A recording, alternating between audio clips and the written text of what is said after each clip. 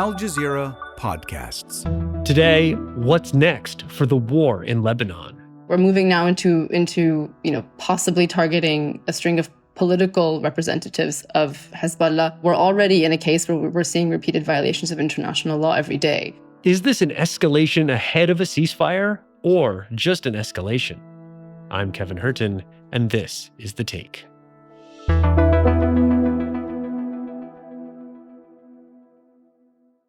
My name is Maya Gebeilly. I'm based in Beirut, Lebanon, and I am the Reuters bureau chief for Lebanon, Syria, and Jordan. So how long have you been with Reuters? I've been in this role for 2.5 years. Prior to this, I had a year where I was not doing news, so I was just focused on tech, the climate, and the economy, and then I had the itch to go back to breaking news, which brought me back to the file about 2.5 years ago. The itch for breaking news. Are you regretting having that itch at this point? Just a little bit, yeah. So Maya, the big news of the day is that Israel has assassinated Hezbollah's longtime spokesperson in an air strike in central Beirut. Breaking news out of Beirut, where Hezbollah's media relations chief has been killed in an airstrike in central Beirut. Mohamed Afif was killed in the Israeli raid. The district of Ras al-Nabar in central Beirut was targeted without warning. Now, this happened right downtown, near where you are located. So, first off, can you just describe what it's like to have these bombs going off in a city in which you work and live? It's a really bizarre feeling. For many Lebanese, maybe not that strange, because Lebanon, as people who have lived here, know it's very compartmentalized, and people kind of justify different types of violence in different areas based on where they live. So they justify it based on the different political tensions that have been playing out in Lebanon in recent decades. And so for a lot of people who are, let's say, living out of Beirut, strikes on Dahye, on Beirut's southern suburbs, are not that strange. For me, I live right on the edge, so I live quite nearby, and the strikes throughout the night, during the morning, etc., have been extremely, extremely loud. They've often woken me up in the middle of the night. The one that killed Mohamed Afif, Hezbollah's longtime public relations chief, or basically their spokesman, was a bit of a stranger sound. It was almost more dull. I wasn't sure if I heard the missile or if I heard the actual boom. I was walking in my neighborhood, and it wasn't until I got home about an hour later that I heard that he was the one that was killed. So Mohamed Afif was someone that you've interacted with a lot. You know, he's very well known to the international press, and now he's dead, targeted and killed. Tell me about him and the role that he played with Hezbollah. Yeah, Afif was definitely a top interlocutor for media outlets, for local outlets, international outlets as well, like Reuters and other news agencies. We would often go to him for on-the-record comment to represent Hezbollah's stance on a particular story that we were writing. ما حدانا إلى القيام بهذه الجولة في هذا التوقيت السريع وفي الليل أولاً لتفنيد ادعاءات رئيس وزراء العدو الكاذبة. But he was also really a key person for people to talk to get Hezbollah's thinking on an issue, even if they weren't willing to go on the record. And that was an important way for us to build out our understanding of the group. And so from a journalist perspective, it follows a string of other strikes on figures that were key sources of information for Reuters and for other agencies. And that just makes it more and more difficult for us to get a sense of what the group is thinking, how flexible they might be on, say, ceasefire talks, etc. And, in a bigger analytical picture, there was a lingering question for quite a while how long it would take Israel and whether or not they would start to turn towards officials within the group that are not strictly military officials. And this has been identified by many observers in Lebanon as that turning point, where these Israeli strikes have started to pick off people that are not strictly focused on the front lines. They don't have a military role per se. And that opens up the question again, and these major worries for people: is the next escalatory step possibly airstrikes on Hezbollah members of parliament or ministers. They do have a significant number of seats in Lebanon's parliament, and they have a significant number of ministers in the sitting cabinet as well. So that's the next worry. This is a turning point that would lead to their killing as well. Right. Yeah. I mean, this speaks directly to the multiple layers of Hezbollah itself. It's a political party. It's a fighting force. And Afif is a great example of this. He's not someone who is on the Lebanese-Israeli border carrying a gun or shooting rockets. He's very much a political officer. It sounds like a main point of contact for people trying to understand this war. Yet after the strike, the IDF puts out a statement saying it eliminated Mohamed Afif. We have been, looking at Israeli military statements very carefully in terms of how they describe certain officials. And we've actually seen, even in the past year, in a lot of cases where they would announce that they've killed, let's say, a top Hezbollah official, or use the word terrorist, or said, this person was responsible for X, Y, and Z. When we go in and we dig a little bit further, we find out that they're a little bit lower level than what those statements would portray. So what we try to do is to make sure that we are reporting from the Lebanese side of as clear of a picture as we can on what these people's actual responsibilities were. Prior to Hassan Nasrallah's killing, Afif was not somebody that would really organize public press conferences. So he wasn't somebody who would gather journalists and do live press conferences, taking questions from reporters, etc. After the killing of Hassan Nasrallah, who was Hezbollah Secretary General, he was killed in an Israeli air attack on September 27th on the southern suburbs of Beirut. After that, Afif started to play even a more public role in that he would hold these live press conferences, and often, usually, they were actually, against the backdrop of the rubble of Beirut's southern suburbs. And so this is how people really came to see him, on TV more and more in the past couple of weeks, almost in the past 2 months. So he's a well-known figure. He's on television. Are people shocked by the killing? They are. They're shocked for a couple of different reasons. This neighborhood is a pretty central Beirut neighborhood, the one in which he was killed. It's called Ras al-Naba. It's not that far from downtown. It's about 800 meters from where I live. It's a densely populated neighborhood. In particular, over the past couple of months, when people started to flee from southern Lebanon, to flee from parts of the suburbs of Beirut that have been heavily bombed, a lot of people fled to that area.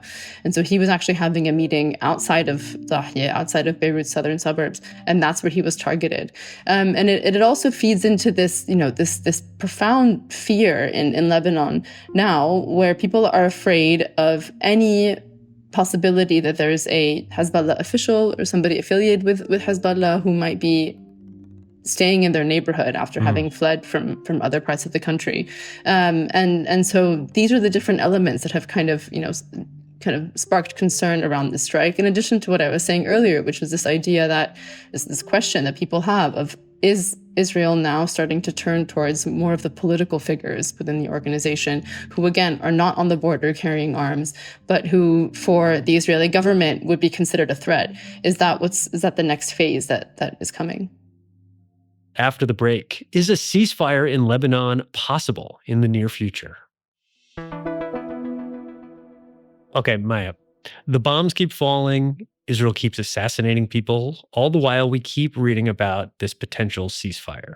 So tell me about the state of play there. What is the deal on the table, and who's at the table making the deal?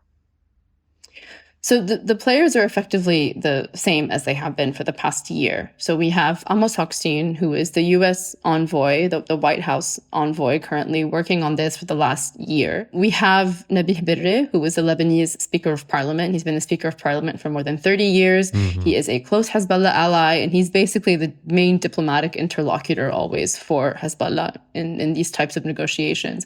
And of course, we have the Israeli government. So there's very cautious optimism about this round of talks, and I'll explain why it's cautious, but it's also optimistic. It's cautious because Lebanon has been watching, obviously, the talks on Gaza over the last year have, stops and starts. Every time it seems like there could be progress, there's something that derails the talks. Israeli Prime Minister Benjamin Netanyahu continues to defy domestic and international pressure to sign a ceasefire deal with Hamas in Gaza. Qatari officials say they are pulling out of ceasefire mediations between Israel and Hamas and say they won't assist until both sides demonstrate a sincere willingness to return to the negotiating table in good faith. The US Secretary of State Antony Blinken said he believes a ceasefire in Gaza is still possible, but that the relationship between northern Israel and southern Lebanon needs to be resolved. And so the Lebanese officials that are working on this are also very worried that any positive indications that they have that these talks could be working will eventually be dashed. And this has happened already. I mean, in late September, the Lebanese government was ready to sign on to efforts by the US, France, and other countries to set up a 21-day ceasefire for Lebanon. Lebanon had indicated that it was open to this initiative, and Netanyahu gave the order to assassinate Hassan Nasrallah that same day, that same week, really. So the Lebanese officials are very, very worried that any optimism that they demonstrate will eventually kind of be disproven and derailed.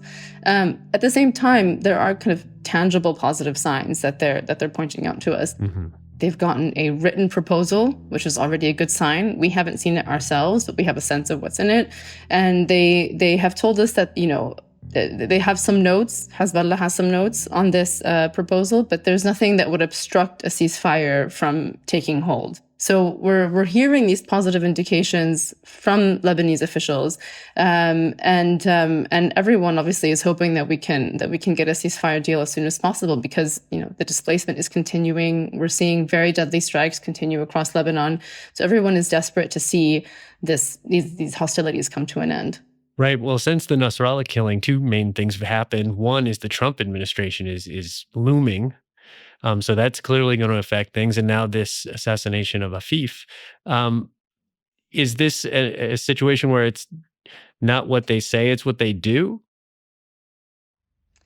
I think it's what they're going to do up until the very last minute. I mean, anybody who's covered conflicts has seen, usually when you see the diplomatic flurry start to build up, you'll also see military activity build up as well. You'll see an escalation in the battlefield that kind of is in step with whatever diplomatic efforts are starting to take shape.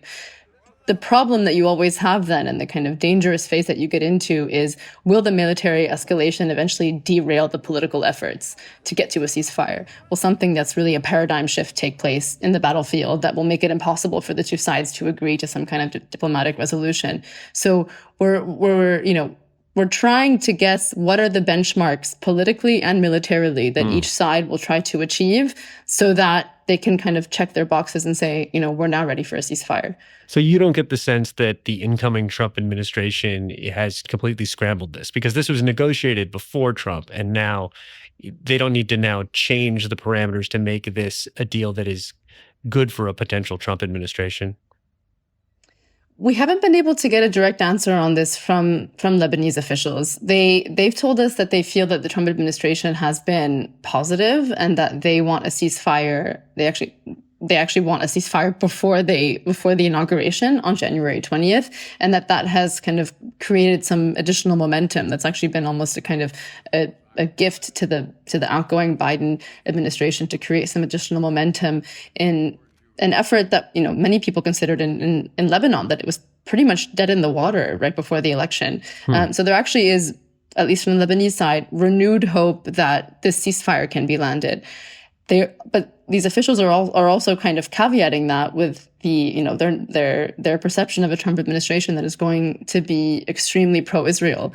So while they're a little bit optimistic about what could come in the next few weeks, they also know that you have 4 years ahead, probably, of an administration that would not necessarily stand with Lebanon, and that would probably take much more of a pro-Israel stance, according to the officials that we've been talking to. Right. So we're talking about what a potential Trump administration deal would look like, but really this is going to come down to Israel. And I'm not sure if you agree with this, but this is starting to feel a little Gaza 2.0 to me. I saw a column in the Jerusalem Post this weekend arguing that southern Lebanon is actually northern Israel, according to the Bible. Meanwhile, Israel is using artillery batteries inside Lebanese territory for the first time. I guess my question, Maya, is, are we suffering from a lack of imagination here? And what could happen to Beirut and to Lebanon if there is no ceasefire on the table? This is something that we are constantly debating within our bureau, because we have a lot of my colleagues have been around for the last 20, 25 years covering Lebanon. And so they have very, very clear memories of 2006. Some of them even remember the waning years of the Lebanese civil war and what that was like. And the problem is we keep having to tell ourselves we need to let go of that reference point because we're in a very different situation these days. Hezbollah is no longer the same organization, and the Israeli government and the Israeli military are no longer the same institutions either. So much has changed in terms of what the Israeli public can withstand in terms of public opinion regarding these military offensives. And so much has changed, obviously, since October 7th in particular last year. So that analysis has been really difficult. Although, we've thought about, as you said, we've thought about what could happen to Beirut and how far an offensive could be taken and what could be possible strikes in Beirut. It's important to note that the Beirut airport has not been hit yet. Yes. There have been strikes extremely close to the runways. There was one a couple of weeks ago for the first time that actually left some debris and left some rubble on the runway itself that was cleared, and flights were still coming in and out of there within a couple of hours. And a lot of the public infrastructure in terms of bridges, federal level government buildings have not been hit, although we have seen strikes directly on civil defense centers and on municipalities. And it's important to note these are also considered to be public buildings. So unfortunately, there's a lot left that could still be hit. And so we're very worried about any military escalation that could eventually trigger a much more widespread offensive that would include these locations as well. You said that this Afif assassination marks a turning point, targeting political people, not just operational people.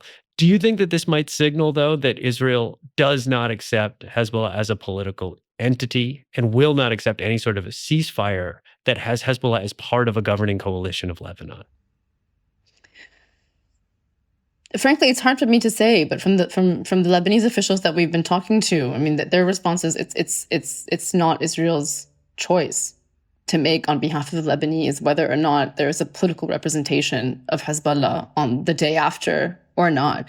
There's an international resolution. It's United Nations Security Council Resolution 1701. The sides have all agreed to that resolution, and that's going to be the foundation for any type of agreement. That resolution does say that there needs to be no presence of any armed group besides the Lebanese state south of the Litani River in southern Lebanon. It does not say that Hezbollah has to be dismantled as a political organization. And even the other agreements, they all talk about the disarmament of any groups that are outside of state control, but they don't talk about the disbanding as a political party. So there's nothing really in terms of a text from the Lebanese side that would allow there to be a dismantling of Hezbollah as a political organization. That's true, but I don't think Israel cares, right? I mean, they're lobbing missiles into another sovereign country, killing people extrajudicially. So, I mean, Lebanon says that that's not up to them to decide. I don't think Israel agrees. It's also a question of enforcement. How would you enforce that a political party doesn't exist, right? I mean, I think Gaza's a very different reality. But aren't they doing that now by killing political officials in this party with impunity? I think that's the concern. And I mean, again, it's really important to note that the Israeli strikes that we've documented over the past year in Lebanon have killed women, have killed children, have killed medics, have killed journalists. There's already been, repeated violations of international law based on the strikes that we've been able to document and that others have been able to document in terms of journalists, rights organizations, the United Nations itself. So the fact that we're moving now into possibly targeting a string of political representatives of Hezbollah, that doesn't, we're already in a case where we're seeing repeated violations of international law every day.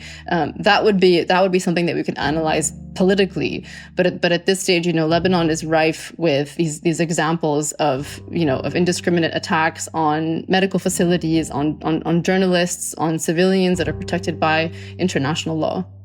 Maya, I know you're busy. Thank you for taking the time coming on The Take today. Thank you. And that's The Take. How do you feel about what's happening in Lebanon? Well, let us know in the comments below. And if you want to catch more episodes like this, make sure you're following our YouTube playlist. That's where you'll find all of our recent content updated regularly so you'll never miss an episode. And while you're at it, hit that subscribe button so you'll stay in the loop with all things Al Jazeera English. We'll see you tomorrow.